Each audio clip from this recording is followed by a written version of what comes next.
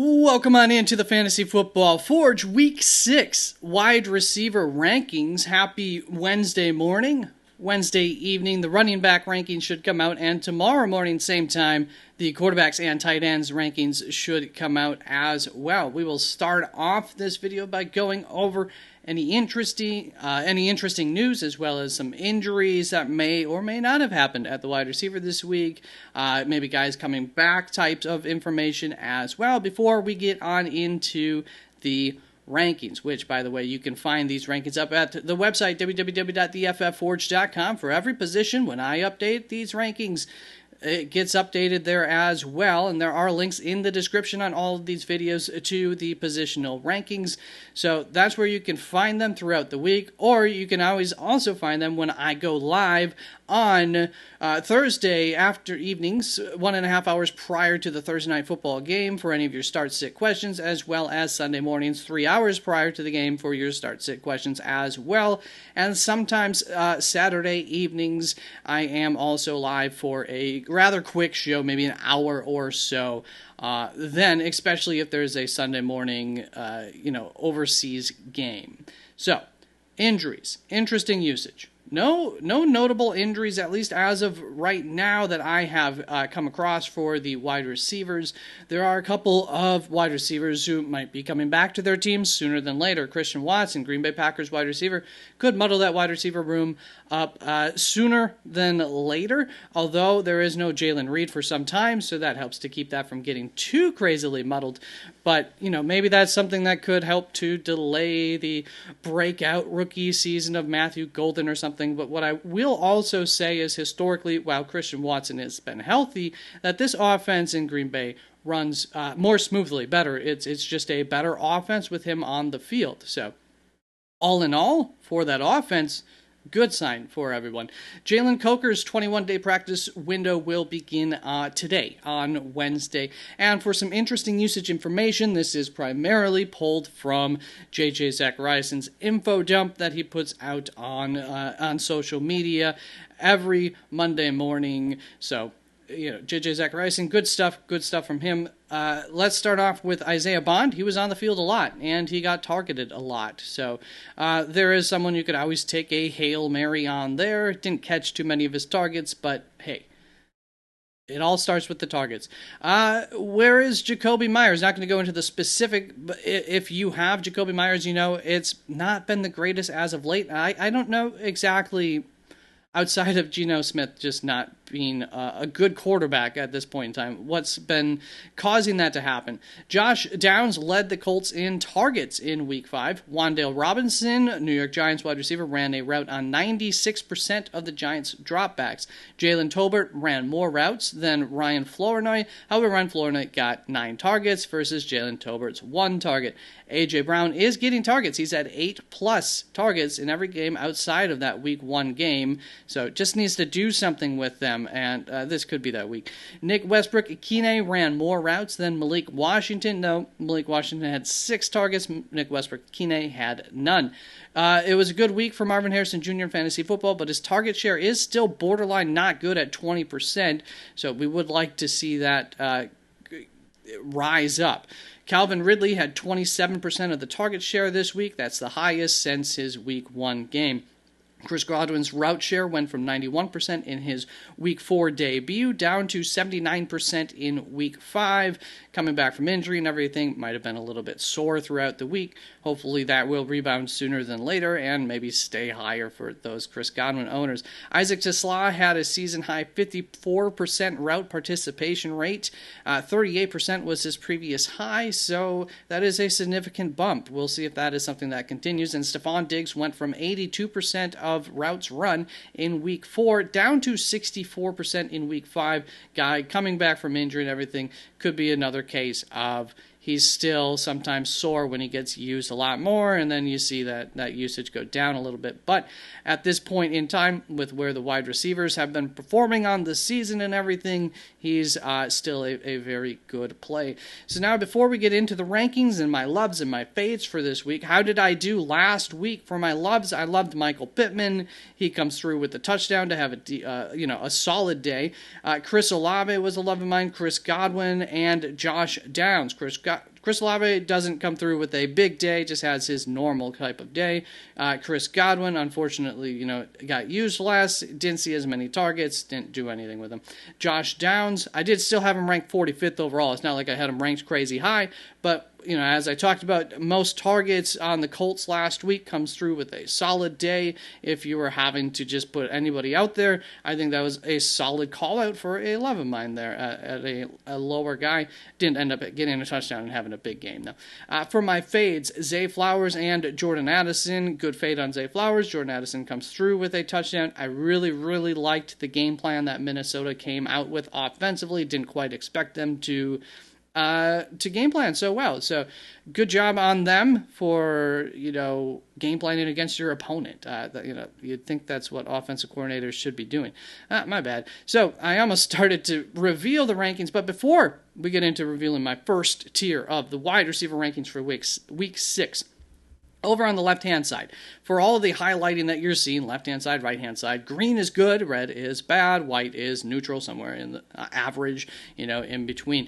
For the fantasy points column here, this is not directly like their fantasy points scored on the season or average fantasy points per week. Rather, it is a consistency ranking on average fantasy points per week on a scale of 0 through 36. Once again, the most important thing would be like the darker the color, the better here. But it is weighted towards how consistent that they are.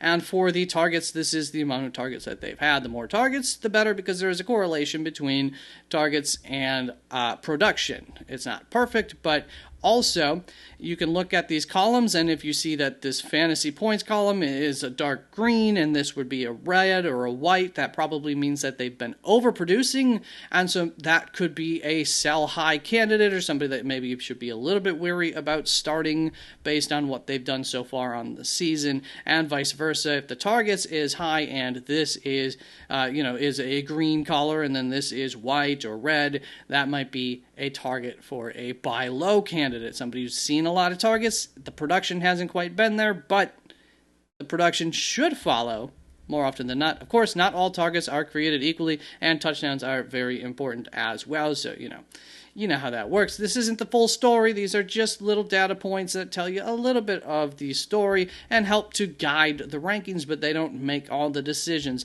Over here, we've got the implied point total on the far right, the spread, and in between that I have hidden is the game's over-under, but these columns, the spread, going to just help us to determine, is this a game where we're expecting them to be throwing down the stretch, garbage time types of points, or is it going to be more that they're going to be running down the stretch, something like that, as well as the implied point total, giving an idea of that touchdown upside. So, once again, they just help to guide the rankings. They don't tell the whole story. And, of course, we might have a gut feeling that does not agree with Vegas. But Vegas does the best job of that, so I do just like to keep an eye on where Vegas is at for these games. Spreads and implied point totals. That being said, there is the first tier of my wide receiver rankings, a rather big tier here. Starting off at my wide receiver 1 is Puka Nacua this week, followed by Amon-Ra St. Brown, Rome Odunze, Jackson Smith-Njigba, Devontae Adams, Emeka Egbuka, George Pickens. You're playing these guys definitely, and that's before we start to get into a tier of, maybe you're a little bit nervous, but you should still be playing them. Drake London, Garrett Wilson. So I have them all in the same tier because there's no point in breaking it down. Like, these guys should be in your lineups. Garrett Wilson here at wide receiver 9, followed by Tedero McMillan, Deebo Samuel, Quentin Johnston, Keenan Allen, Cortland Sutton, Michael Pittman, A.J. Brown, Jamar Chase. Before I forget about it, Quentin Johnston against Miami. I do have a concern with him this week. Maybe I could have made him the fade of the week. The one strength for Miami is that pass rush, and the biggest weakness for the Los Angeles Chargers currently is that offensive line, and that's definitely been causing them some issues. If you've watched their offense in the early portion of the season, post-injury to their big left tackle, not talking about their second left tackle on the season, it's been an issue. And for a guy like Quentin Johnson, who tends to run deeper routes, although this season he has been, his route tree has expanded and he has been more useful, that could cause problems for Quentin Johnson. Maybe it is more of a Keenan Allen type of game, or, of course, the other wide receiver who shall not be named. We'll name him shortly. But, yeah, just something, a heads up on Quentin Johnson. It's tough to rank him lower, right? But at the same time, that's something I'm going to be weighing this week. I might end up lowering him in the rankings. That brings us to my first fade of the week, and this is a fade. I don't like to do this. I don't like to fade a guy that you are almost certainly playing, but this is just like a heads up to lower your expectations this week for Garrett Wilson. As most of us know, Patrick Surtain, very, very good cornerback, can be on the opposite side of the field, and I have little doubt that he will be shadowing Garrett Wilson because there's no other wide receivers on this team that need to be covered, and he's very good and could cause Garrett Wilson to have just a lowered expectation day, and you can see Vegas not really expecting this New York Jets offense to be able to do very well against this Denver defense. That's going to bring us on to A.J. Brown, a love of the week for me this week. Ooh, please, A.J., let's do this. Going up against the New York Giants. I don't really think that the New York Giants have a cornerback in their room that is built to be able to cover A.J. Brown very well. Of course, that could almost be said for any room out there, technically speaking. But nonetheless, I think this is a really good matchup for A.J. Brown to have one of those get-right, bigger games against the New York Giants. And the one receiver who I do think could maybe potentially give A.J. Brown fits, although he is undersized, and A.J. Brown, of course, is of very good size, is I had his name and then I forgot it because I just kept talking. Andrew Phillips of the New York Giants, who I do believe got injured. Maybe he ended up coming back into the game. I can't recall. This last weekend, he's the one guy who he's a very physical kind of cornerback, so like maybe he could give A.J. Brown some issues, but at the same time, that size difference between the two could cause that to not matter. And finally, Ja'Marr Chase, am I just too low on him? Specifically, Ja'Marr Chase owners, like, let me know. Should I just put him higher anyways? The targets have still been there. He's actually underproduced a little bit for the targets, within range, roughly doing what he should do. But still, it's against Green Bay, but I think the one type of receiver that Green Bay Packers cornerbacks, which are not the strongest room, although like Keyshawn Nixon's been doing very well for them, is the alpha receiver. Like, the alpha receivers can have them. And the other thing to think of with Ja'Marr Chase this week and why he might be a fine, top-end floor play at the very least, obviously the scoring upside not very great there, is that they can move him around and get him the quick targets. He can get open quickly. And when you're playing against Green Bay, that pass rush, that is one way to scheme up your offense, is to try to get that ball out as quickly as possible. So there is a combination of factors working for Ja'Marr Chase to maybe have a fine day. Last week, he does have a big week, and that boosts up these, how he's done on the season. A lot of that in junk time. Of course, that could happen again this week. That wouldn't be the biggest shock in the world if it were. So Ja'Marr Chase owner specifically, but in general, guys, should I just move him up, or should I remain concerned because of the offense that he's on, and he's playing up against a good defense in Green Bay? Let me know your thoughts. I'm very interested to hear them because I know the experts have him ranked much higher. That's going to bring us on to this next tier of wide receivers. Guys who were in that back-end wide receiver to flex territory, but I feel confident about playing them. As confident as I can, or I like the matchup, Ladd McConkey, to potentially help them to have a big day despite the disappointing year that they've had so far. This tier starts off with my wide receiver 18, Xavier Worthy, followed by Ladd McConkey, Marvin Harrison Jr., Stephon Diggs, Jalen Waddle, Devonta Smith. Jalen Waddle in a tight matchup against the Chargers. He is close to a fade for me this week, but couldn't quite get there. He's been, he's overproduced, but he's produced quite well on the season. Once again, nervous about him in this matchup, but with where the wide receivers are at, I think he's kind of a near the must start. And then Devonta Smith, I do love this week going up against the New York Giants.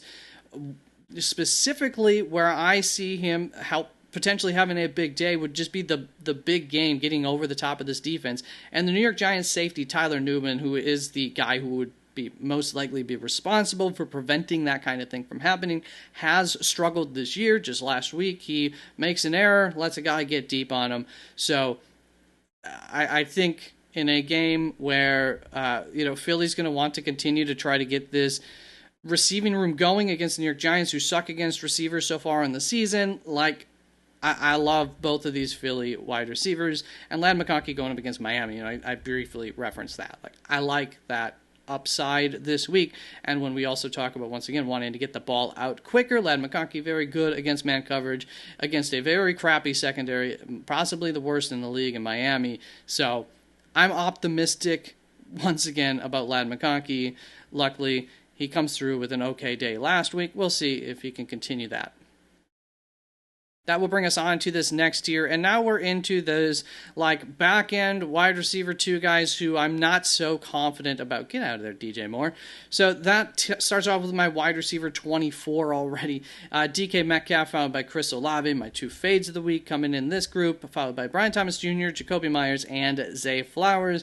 While we're at Zay Flowers, these asterisks are just here to remind me, obviously, I am ranking Zay Flowers currently as if Lamar Jackson is not playing. If Lamar Jackson is playing this week, I will move Zay Flowers up, and I think because of my concerns for Jalen Waddle, that's about where I'll get him, maybe a little bit higher, maybe up ahead of Marvin Harrison Jr. or something, but ahead of Jalen Waddle, I think is my floor, at least, for where I would rank him. That brings us to my 2 fades here, DK Metcalf being my second fade of the week on this list. He is going up against the Cleveland Browns. It's one of the toughest units against wide receivers, and it's kind of a weakness on weakness thing too for DK Metcalf. Maybe if the Cleveland Browns were a team that they were good against wide receivers, but every now and then they just allow the big play downfield, it's okay, well, that's kind of a good setup for DK Metcalf because that's what he does best. But as you can see, he doesn't get the most targets. He's on below average in terms of his targets, and so low volume, high efficiency, that's not really what's the type of wide receiver who's found the most success against Cleveland. More volume, less efficiency because they're good defensive backs there and how they run that defense is more, the higher PPR types of wide receivers tend to be the ones who are going to maybe find more success more easily against Cleveland. So I am worried about DK Metcalf, and that does bring us to a potential deep cut DFS type of play. Obviously, you're not going to be playing Calvin Austin in redraft, or highly doubtful in most redraft types of situations, but Cleveland is also good against receiving running backs, which is where you might say oh, okay, well, if we're not getting the ball to DK Metcalf too much, maybe we get it down to the running back more.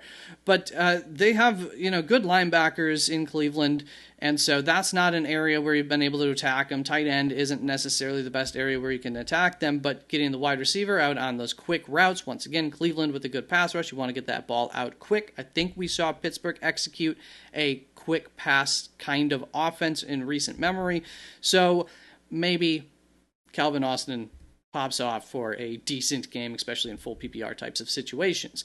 That's going to bring us on to my other fade here in Chris Olave. I am concerned about probably seeing Christian Gonzalez opposite side of the field a lot for Chris Olave, which would probably turn his normal 6 receptions for 50 yards into 4 receptions for 25 yards. I'm not optimistic about Chris Olave this week. I am concerned about him, so I am going to fade him. There is no guarantee that Christian Gonzalez, they don't usually shadow Christian Gonzalez, so there's definitely not a guarantee that he'll be shadowing Chris Olave, which means that there's no guarantee that he's seen a lot of Chris Olave. And they could also just be more concerned about Rashid Shaheed and the bigger playability, and maybe that's where Christian Gonzalez tends to shade his coverage to more often than not. Very, very possible that would be the game plan. So some caveats to whether or not Chris Olave actually sees a less productive day here, but I am very concerned about that matchup against Christian Gonzalez. And Jakobi Meyers, I still have up here going up against Tennessee. Could be kind of a get-right week for him. Looks like Brock Bowers leaning towards not playing this week again, too. So That's why he ends up making it into this tier, but he's not higher because it's been a little bit rough lately, as you can see. Targets on the season are still doing well, but yeah. That's to bring us on to this next tier of guys moving into like higher end flex guys that I'm willing to put out there is really what these are. Your DJ Moore, Khalil Shakir, Calvin Ridley, Romeo Doubs, Keon Coleman, Rashid Shaheed. I think all of them have a story that you can tell yourselves to have a big week this week again, or, in the case of Khalil Shakir, this has just been kind of how he's been performing, and that offense tends to get touchdowns and everything. And maybe being up against a team who's going to actually possibly give them a close game in terms of like what the expectation is going into it, maybe that causes them to have to pass a little bit more yet again, and that's always helpful for a receiver. So that's that tier. Let's move on to what is a massive tier of like flex-worthy options, basically your waiver wire free agent pickups that you're just going to take and use and hope that something goes well. And that starts off with my final love of the week here in Wan'Dale Robinson, who I've ranked at wide receiver 35, going up against Philadelphia. And you might say, well, that's a tough matchup. And yes, Philadelphia is good against receivers. But I think that this could end up working out well. So here's my argument for Wan'Dale Robinson, especially in a full PPR type of format, which is no surprise for Wan'Dale Robinson, but especially this week, why I think that might come through for him to have a lot of targets. Jackson Dart, their quarterback in New York, he has been relying through his first 2 weeks a lot on his tight ends, and Philadelphia is one of the best teams in the league against tight ends. They've got a really good linebacker core, and those safeties aren't so shabby at coming down and helping out either against tight ends. So that removes that. I would not be surprised if Philadelphia game plans, seeing what they've seen on tape, specifically to make sure that the tight end can't help them to move the sticks, can't help Jackson Dart to feel comfortable. You want to get a rookie like that uncomfortable. And then you got Darius Slayton, who will probably be locked down by Quinyon Mitchell more often than not, especially when he's going deep. They have tended to use Quinyon Mitchell on the deep threats more so than other guys whenever they have had him do any kind of shadow coverage. Not that he'll necessarily shadow Darius Slayton, but I think Darius Slayton gets locked down. I think that the tight ends get locked down. What does that leave us with? The Philadelphia's biggest weakness is that CB2, so you get the ball out quickly to Wan'Dale Robinson could be the game plan here this week. That's to bring us on to the rest of this tier, where I have Chris Godwin as my wide receiver 36. This is just where we're at wide receivers at this point in the rankings. Darnell Mooney, he's gotten targets when he was healthy, so maybe he can do that again. Buffalo can kind of be had at least, although they really haven't. It's not been so bad so far this season, at least through the first 4 weeks. Trey Tucker, Troy Franklin, Alec Pierce if he recovers from that concussion this week. Matthew Golden against Cincinnati, you could always take a shot on that. Same with Jameson Williams against Kansas City, could be his week. Marquise Brown, T. Higgins, Diami Brown, Alec Iomanner, Cooper Kupp, Josh Downs, Tyquan Thornton against Detroit. I do like that actually a fair bit. Could be a candidate for me to move up further in the rankings. I almost feel better about Tyquan Thornton than Jameson Williams. Maybe not quite, but close. So, up ahead of Marquise Brown might be where Tyquan Thornton ends up in my rankings. Travis Hunter, Jerry Jeudy, Torrey Horton, Kayshon Boutte, all other guys who, if I need a guy and they're available, we can throw them into our lineup and hope for the best. Kayshon Boutte just barely making that because going up against New Orleans this week. Of course, those cornerbacks did very well last week in New Orleans. Demarcus Robinson is my wide receiver 54 here at the top of this next tier. Another guy who very close to being in this tier. Going up against Tampa Bay, I think that you can get some deep shots against Tampa Bay sometimes. Darius Slayton is a fade of the week for me. We talked about why he's the fade of the week for me. I did Quinyon Mitchell probably, if anything, covers him more often than not, which I don't think at this point in his career Darius Slayton is the better of that matchup. Followed by Malik Washington, Parker Washington, Marvin Mims Jr., Isaiah Bond, Jalen Tolbert, Dontavian Wicks, Ryan Flower. Now, these are basically, we're into your Hail Mary territory, and now we're outside of Hail Mary territory, and we're saying, I am so sorry that you have to start any of these guys, along with other possible names that I just don't have in my rankings. But Rashad, and if there is a name of somebody that you're interested in playing this week that you did not see in the rankings, just put out in a comment, where would you rank this guy? Because there are some guys who might be actually ranked a little bit higher than at least those bottom 2, if not bottom 3 guys there. For sure. Rashad Bateman, Hunter Renfrow, Josh Palmer, DeAndre Hopkins, Isaac Tisslaw, Kelvin Austin, who is somebody, like I said, DFS type of play potential there. Xavier Legette, he gets targets, and it's a really good matchup, so that's always also kind of a DFS type of play. Luther Burden, Michael Wilson, Demario Douglas, Pat Bryant, Kyle Williams, and we got Houston and Minnesota on bye this week. I'm not currently bothering to rank any of these guys for one reason or another. And out, Cedric Tillman, CeeDee Lamb, Jaden Reed, Ricky Pearsall, Juwan Jennings, Mike Evans, Terry McLaurin. I shouldn't say they're out. These are currently not ranks, but they were out previously. And so for some of them, they might come back this week. Ricky Pearsall, Juwan Jennings, CeeDee Lamb, it sounds like it's probably going to be one more week, but maybe I'm thinking of the tight end there in San Francisco. So some of these guys might return, which will, of course, change the rankings. As we know, rankings can be updated throughout the week. So thank you very, very much for tuning on in. Please like, comment, and subscribe to the channel. It all really, really helps. 25 minutes-ish. There we go, baby. That's right on schedule. Have a good one. I'll see you later on today in the running back rankings.